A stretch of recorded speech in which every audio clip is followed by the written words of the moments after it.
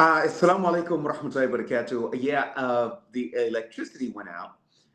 So we were broadcasting live, and but then all of a sudden everything went black. So we're back here, and yeah, we want to give people an opportunity to be able to come back inside the room, inshallah ta'ala.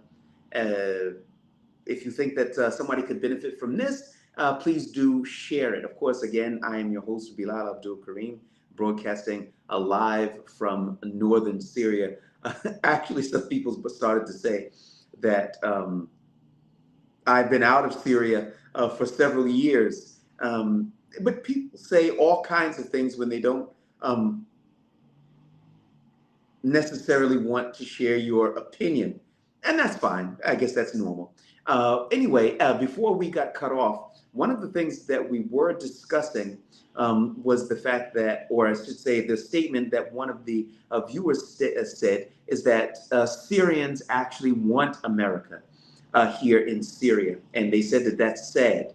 The reality is that I don't see it that way. I don't see that Syrians actually want the Americans here. I think that many of the Syrians were robbed of their iman by Bashar al-Assad and his years of tyranny, and therefore their level of reliance upon Allah is less than what it could be. And Allah knows best.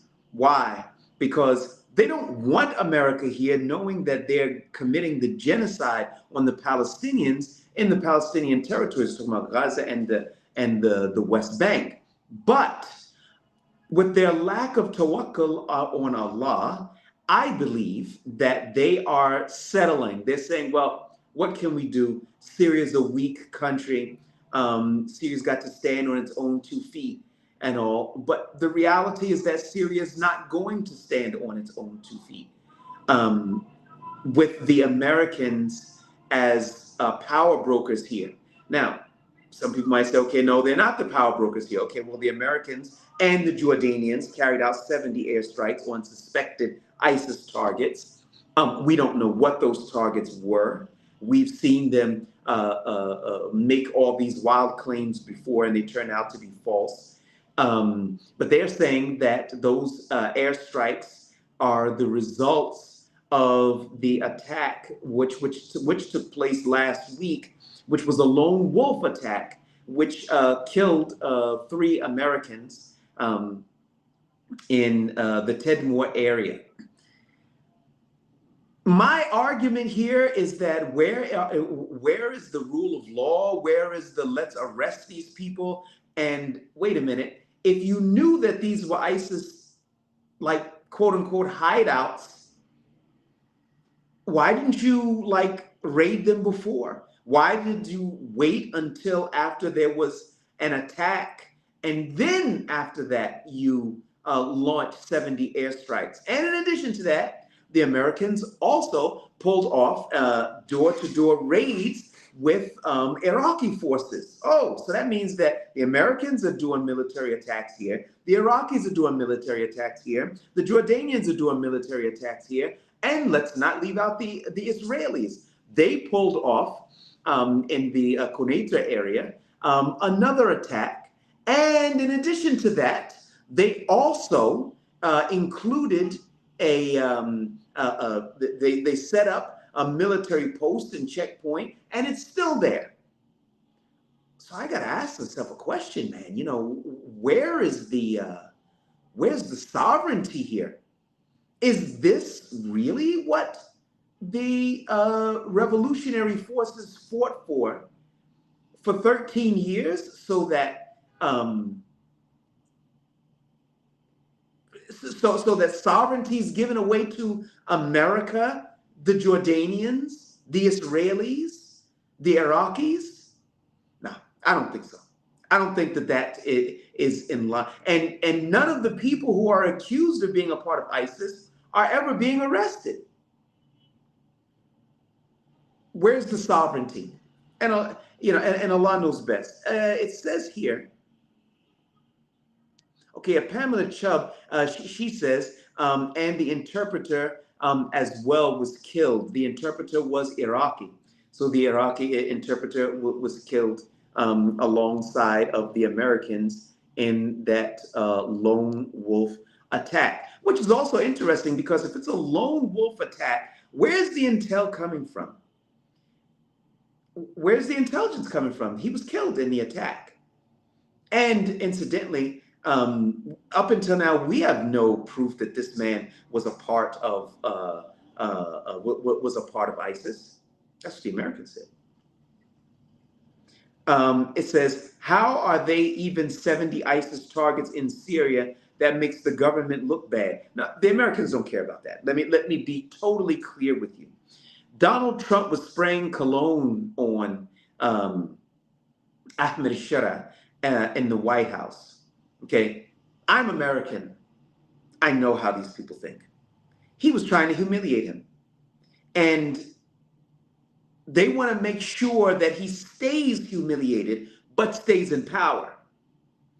I want to say this again. They want to make sure he's humiliated and stays in a humiliated fashion, but he remains in power because they're benefiting. Understand something, brothers and sisters. Donald Trump would not be praising a leader that he's not benefiting from.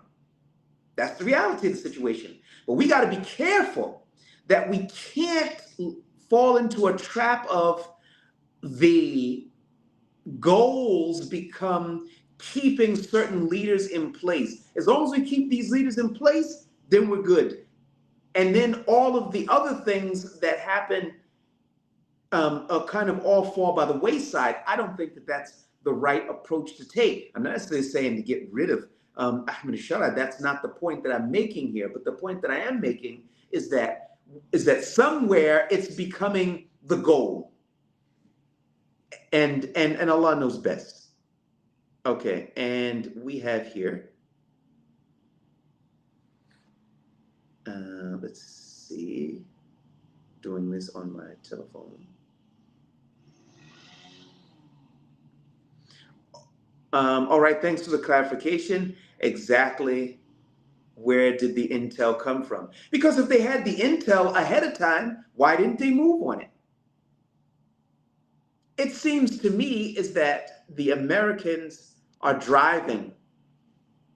And because if you look at the different attacks, the Americans were a part of the American Jordanian attack. The Americans were part of the American Iraqi attack here in Syria. And they're also a part of the Israeli attack. Now, somebody say, wait a minute, Bilal, who said that they were a part of the Israeli attack? I said it. You know why? Because the Israelis are pulling off their attacks with American weapons and money.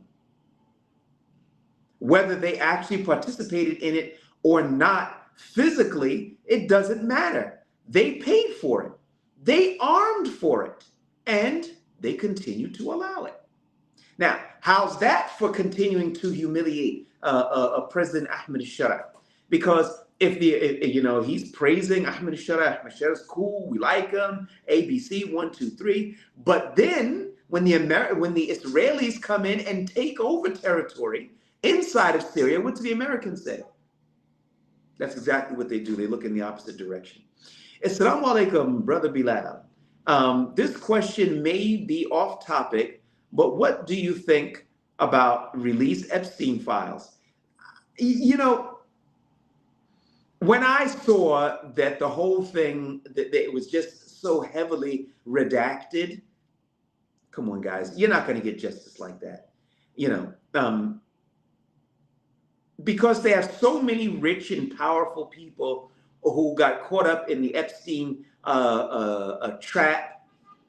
That's why you're not going to see it. You're just not. They're not going to let you see it. And that's your Justice Department. That's your president. I mean, maybe not you, but that the Americans voted for. And they shouldn't complain.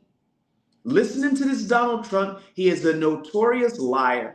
He was president before, so nobody can get up there and say, no, this guy always tells the truth and everything. No, he doesn't. So that's what I would say in terms of the Epstein files. And, you seeing Mohammed bin Salman and all these other people and such like that are there. Um, you know, we already know what these people are about, and Allah knows best. Salam Bilal, you knew Hassan Aboud personally. May Allah have mercy on him.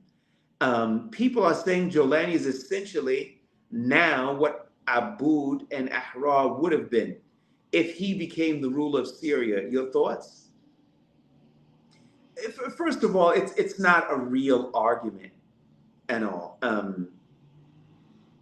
mean, how could we possibly even begin to tackle that? But what I can say is that the Hassan Aboud that I knew was someone who was serious about Islam, and I don't see that seriousness from Ahmed Shah.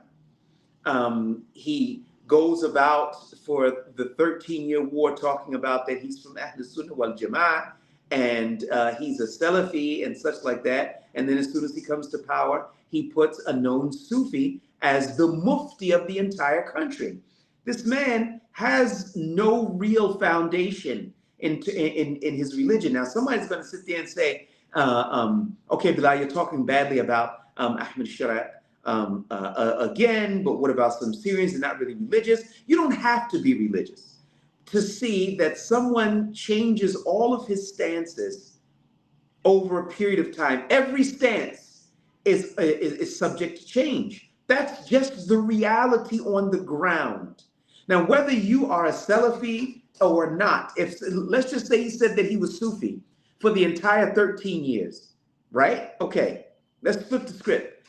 Let's say he said he's Sufi for the entire 13 years. He recruited people to fight in his ranks because he's a Sufi. He recruited people to fight in his ranks because he said he's going to put forward a Sufi ideology when he comes to power, and they fight in his ranks as a result of that. Okay, if that's the case, then when he comes to power, all of a sudden he says, you know what? I want this one to be the mufti. He's a Salafi. The people who were fought in his ranks, the Sufis, they're going to be incensed because they're going to be saying, this isn't what you advertised to us. And you have to beware of somebody like that because they're changing all of their stances. I remember going back to 2013, 2014, where he was actually threatening to arrest women who wore flamboyant colors. Now you find his wife wearing jewelry with eyebrows all trimmed up, which is not allowed in Islam, just so everybody knows in case you didn't know. Now, I'm not saying anything, this is not about her, but it's about him. Even the hijab stances have changed. They said that the Americans were the worst people. They were the biggest troublemakers. And now they're doing military operations with the Americans. That's changed. They said before that anybody who works with the Tahalif or the U.S. coalition has left the religion of Islam and subject to arrest. They arrested people. They executed some of those people, as we made mention with with Ibrahim Ahmed, also known as Abu Hamza Malaysi, and we did a report about him a few days ago. And even that stance has now changed because they've joined the Tahalif. So when we're looking at all of these stances, there's nothing stable here. It's all transient, and Allah knows best. But do I believe that Hassan Aboud would have gone in this particular route? I have no reason to believe that he would have. May Allah have mercy on him. Ameen. Assalamu alaikum, Bilal. When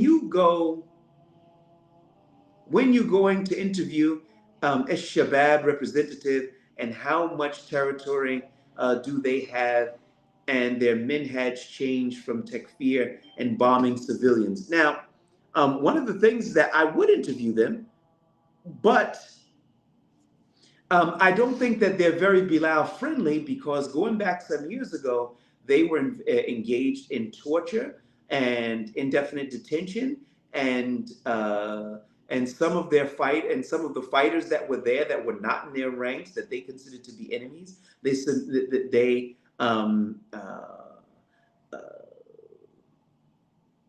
brought them to the borders of Kenya and turned them over to Kenyan forces. So when I did a report exposing that, they weren't that happy about it. But if they're willing to do an interview, I'd be more than happy to do that. Are they still carrying out those attacks, or those types of attacks? I've heard different conflicting stories. One story says, well, they've changed a bit. Another conflicting story says, no, they are exactly the same, so don't believe it. To be honest with you, I am not certain at this time. I really wish that we could do an interview and we could ask them. Yes.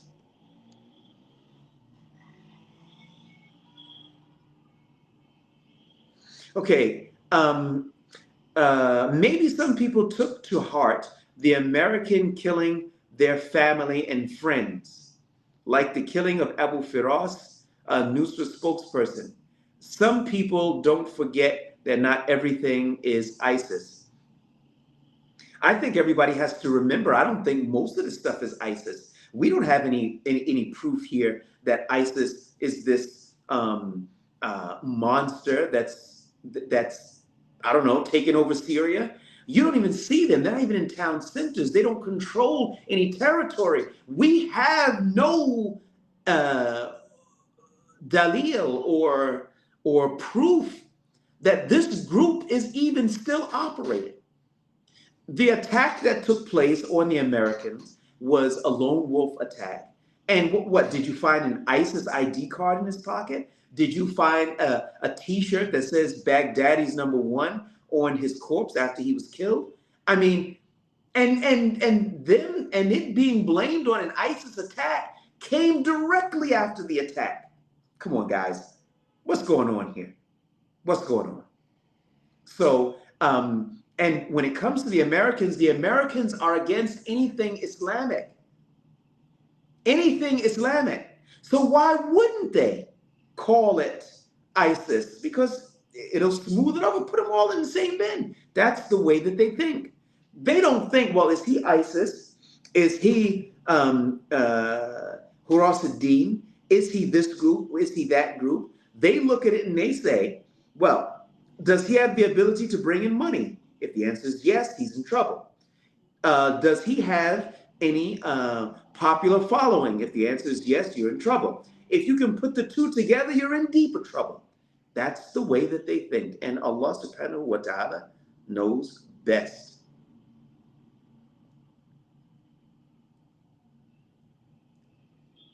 Okay, next up, we've got Trump has warned the Israelis to enter, has warned the Israelis not to enter any further into Syria. Let's see how that goes. No, let's not see how that goes. They're in the southern village of Quneitra, and they just set up the checkpoint just yesterday. The Americans have said many times, don't do this, don't do that. Remember Rafah? Remember Joe Biden said, oh, this is going to be a small operation, limited in scope. And they leveled the place. Now, do I think that the Israelis have gone rogue on the Americans? No, because I think the Israelis and the Americans are one. And I think that all they're doing is just making excuses, putting some political cover over it so that they could do the work that both Washington and Tel Aviv want. I don't have any reason to believe other than that. So don't listen to Donald Trump. If you look at the ceasefire that's there, that you've got over 300 Palestinians that have been killed since the ceasefire. Guys, what are you talking about? That's Trump's quote unquote ceasefire, but he doesn't even mention the people who were killed. He doesn't even mention it. He doesn't even talk about it. Why? Because it was nothing but a smokescreen to get the hostages back, and they will continue the genocide. Have they been letting in the agreed upon amount of trucks into the Gaza territories? The answer is absolutely no. Have they stopped their attacks? The answer is absolutely no. Is there any response from the United States to rein them in? The question is no. Why? Because they never intended to rein them in. That wasn't the design.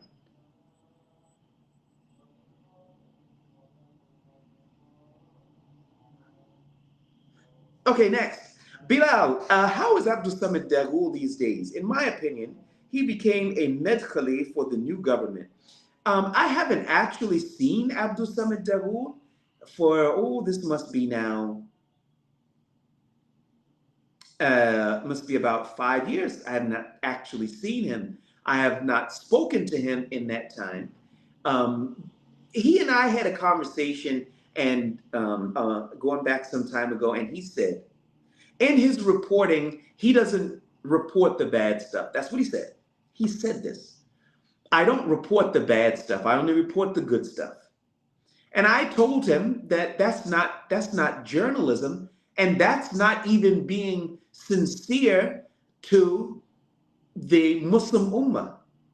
I mean, just to report just the things that are quote unquote positive and leaving everything else, that gives people a false impression in terms of what's going on. But this is what he said. This was his position. And since then, that's exactly what I've seen of him. And I think that that's why they like him. To be real with you, I'm just being real. Now, somebody might sit there and say, okay, Bilal, when are you going to start reporting some positive things about the government? Now, I'm going to be real with you, and I'm going to come at you hard now. Look, we have a government and a leader who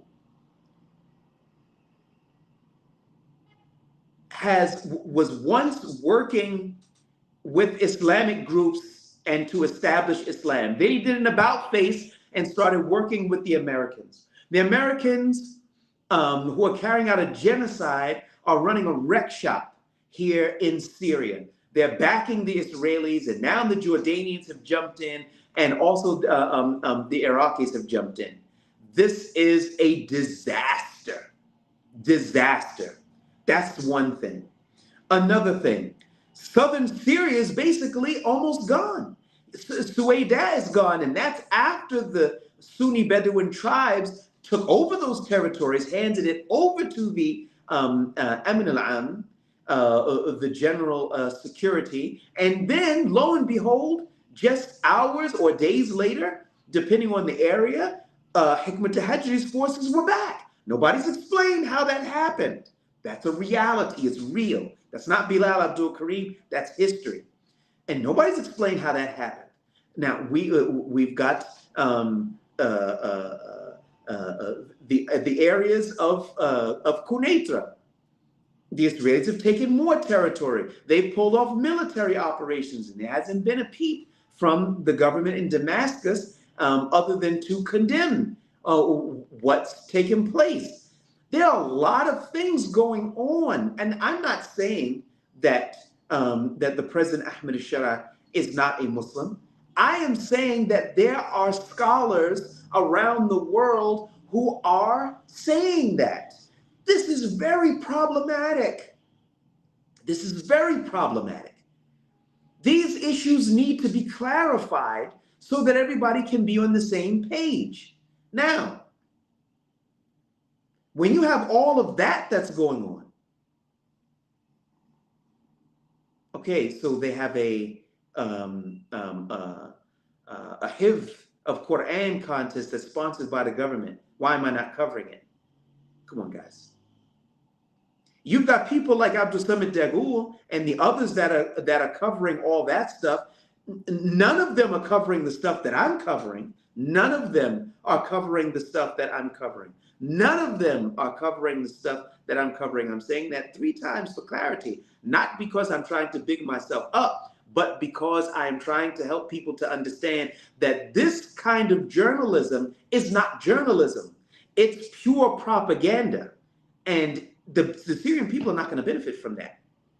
They benefit when they are informed in terms of what's real. And Allah knows best. Bilal, is Ahmed Mansour the guy who called for the overthrow of Sisi holding out? He was arrested by the Syrian government in January. I understand that he was released and is on house arrest, I believe, but don't quote me on that. I have to check it out, but I do believe he was released.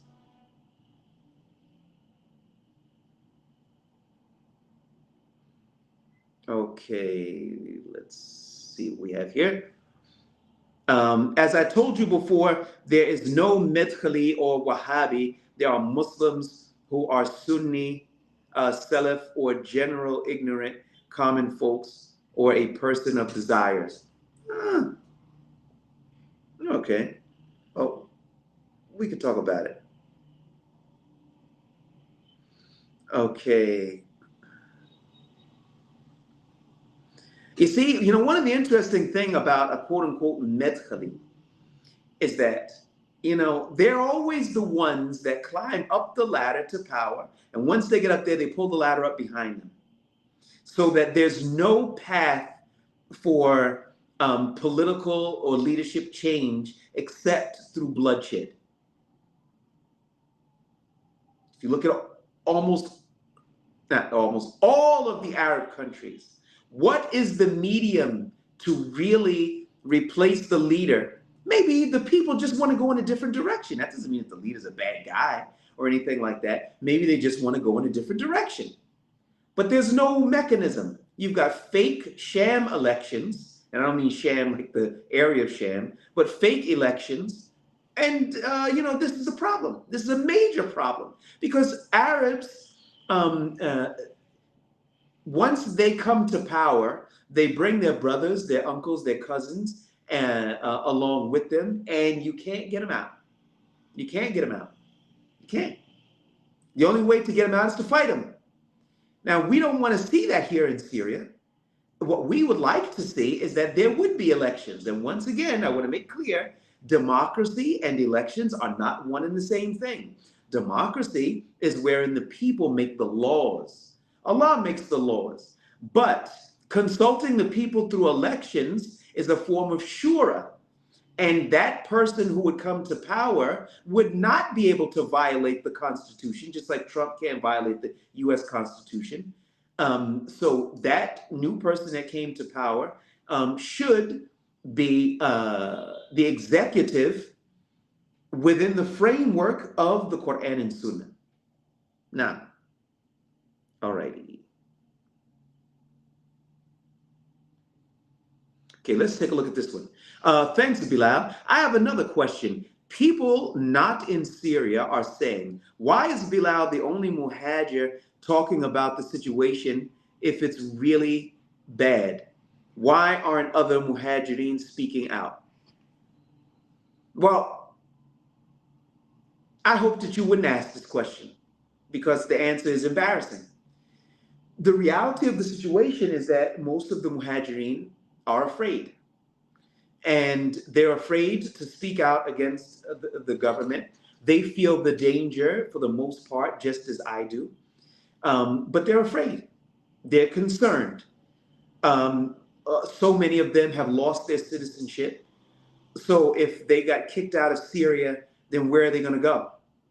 Are they going to be, boxed and shipped back to their home countries to do 20 years in prison for terrorism charges? Now, some people feel like that. Now, you've got some muhajirin who are with the government, and some of them, and that's a minority. They say, okay, well, we're happy. But the most that they will say when you bring these concerns to them is maybe he has a plan. That's the strongest you'll get from them because they can't really defend Ahmed Shara's policies anymore. So they say maybe he has a plan. I wish you hadn't asked that question, but a lot of them are afraid. And I'm not going to sit here and tell you that I'm not afraid because I am.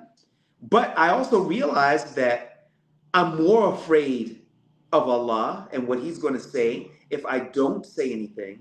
And I'm also afraid after that. I'm afraid in terms of where the direction of all this is going. You've got all of these different governments that are operating here, launching bombs, carrying out raids. The Israelis are running rampant, and nobody is reining them in. Where is this going? What's next?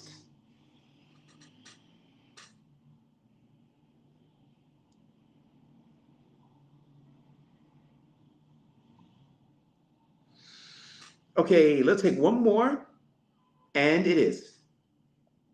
Bilal, you should do an interview with Ahmed from Propaganda & Co. I saw him quote one of your tweets. I don't think I know who Ahmed from Propaganda & Co. is. I'm not sure who that is. Okay, brothers and sisters, I need your help. Please take a look at our crowdfunding page. That's at medina.com/voices of truth. We got to have your help. We need your help so that we can continue to bring you real news, real information in a vibrant way, and that we can grow and we can expand. That's medina.com/voices of truth. We are working on a serious project. Please, guys, take a look at it. Help us out. If it's $50, $10, $100, $1,000, whatever you could do, wallahi, we'd be so appreciative of it. All right, everybody, that's it. I am your host, Bilal Abdul Kareem. Jazakumullah khair. Assalamu alaikum wa rahmatullahi wa barakatuh.